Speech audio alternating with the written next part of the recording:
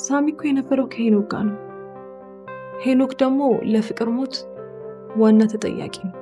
ካየሁት ደቂቃ ጀምሮ እስካሁን ልብ የሚመታቱን አላውቅም። አንድ ሰው እናቱን ሊረሳ ይችላል። ምክንያቱን ወይም ያጋጠመሽን ነገር ግን በግልጽ ብትነግሪኝ ክሊር ልናደርገው እንችላለን። ሞቷል የተባለው የጠፋው ልጄን በአካል አገኘሁት። ቆሻሻ የሳሚ ፍቅረኛ ነች። ውጭ የለኝ ማንደፍሮና ጀሌዎቹ ሆድ ብቻ እንጂ ልብና ጭንቅላት የላቸው። የክርስቶስና ያላዛርን ታሪክ ደግመ ልጄ ስዩም ተነስትልኛለ።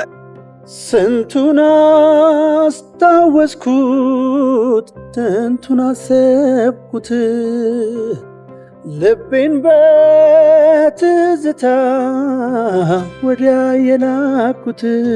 ህሊና ተከታታይ ድራማ ምዕራፍ 2 ክፍል 5 ሐሙስ 12 ሰዓት ላይ ፖስት እናደርግላችኋለን። እንዲሁም ደግሞ ህሊና ተከታታይ ድራማ ምዕራፍ 2 ክፍል 6 ፕሮሞ ወይም ደግሞ ማስታወቂያ ሰኞ በኔ ዩቲዩብ ቻናል ላይ ታገኛላችሁ።